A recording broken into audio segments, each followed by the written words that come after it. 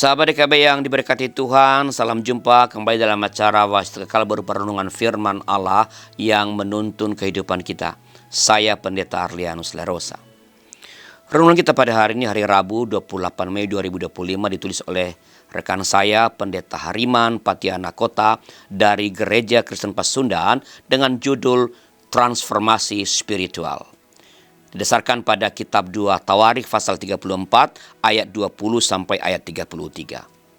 Dan nas yang akan menjadi pusat permenungan kita pada hari ini adalah 2 Tawarikh pasal 34 ayat 33b.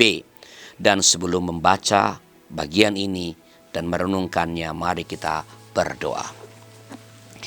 Bapa di sorga, terima kasih kesempatan indah pada hari ini boleh kembali Engkau berikan bagi kami untuk boleh merenungkan firman Allah. Tuntun kami dengan Roh Kudus, supaya dengan demikian kami dapat mengerti yang kami baca dan dengarkan. Dalam nama Tuhan kami, Yesus Kristus. Amin. Saya bacakan 2 Tawarikh 34 ayat 33b, demikian firman Allah. Sepanjang hidup Yosia, mereka tidak menyimpan dari Tuhan Allah nenek moyang mereka. Sahabat, tak akan ada perubahan sosial jika tidak ada perubahan personal. Sebab kehidupan sosial adalah jalinan dari relasi-relasi personal dalam hidup bermasyarakat. Setiap orang hidup dan bertumbuh di dalam keluarga sebagai unit kehidupan sosial yang terkecil. Jika keluarga baik dan sejahtera, maka masyarakat juga akan baik dan sejahtera. Dalam masa kepemimpinan Yosia sebagai Raja Yehuda, ia mendapatkan pencerahan tentang pentingnya transformasi spiritual sebagai basis atau landasan bagi perubahan sosial dari kerajaan yang ia pimpin. Transformasi spiritual itu dia mulai dari kehidupan pribadi, kehidupan personal. Yehuda dan Israel sudah lama meninggalkan Tuhan. Taurat yang diberikan Musa tidak lagi menjadi kompas dan kekuatan spiritual mereka dalam hidup bermasyarakat. Karenanya iman mereka terpuruk, mental mereka bobrok, kehidupan sosial berantakan. Ketika memutuskan untuk membangun ulang bait Allah, Yosia menemukan Taurat. Kepadanya disampaikan bahwa kunci bagi perubahan itu adalah saat Yehuda kembali menghidupi Taurat. Dan itulah yang dilakukan Yosia. Iman dan Taurat dijadikan nadi transformasi.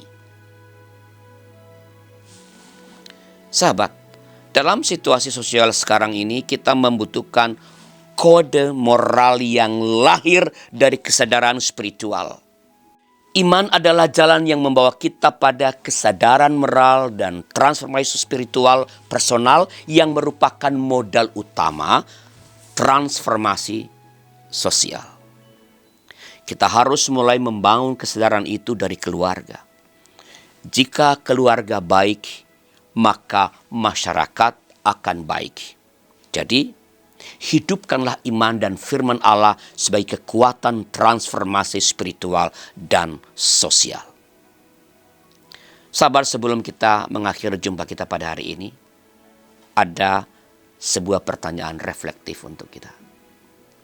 Menurut Anda, mengapa tindakan korupsi terus subur di negeri kita padahal kehidupan keagamaan tampak begitu semarak di mana-mana? Respons Anda atau refleksi Anda silakan tuliskan di kolom komentar. Jika ada di antara sahabat DKB yang ingin didoakan, silakan menyampaikan pokok doanya kepada kami lewat nomor 0812 8188 9191. Mari kita berdoa. Terima kasih ya Allah, Engkau kembali mengingatkan kami pentingnya landasan iman di dalam melakukan perubahan baik personal maupun sosial. Dan jadikan kami sebagai teladan-teladan dari perubahan-perubahan itu dengan ketaatan pada firman Allah, dengan menjadikan firman Allah sebagai panduan di dalam memutuskan, mengatakan, melakukan segala sesuatu dalam hidup ini. Terima kasih Bapa, tuntun terus kami dalam hidup ini oleh firman-Mu. Demi Kristus Yesus kami memohon. Amin. Demikian saudara renung kita pada hari ini. Jangan lupa subscribe, like, dan bagikan kepada sebanyak mungkin orang. Tuhan memberkati saudara.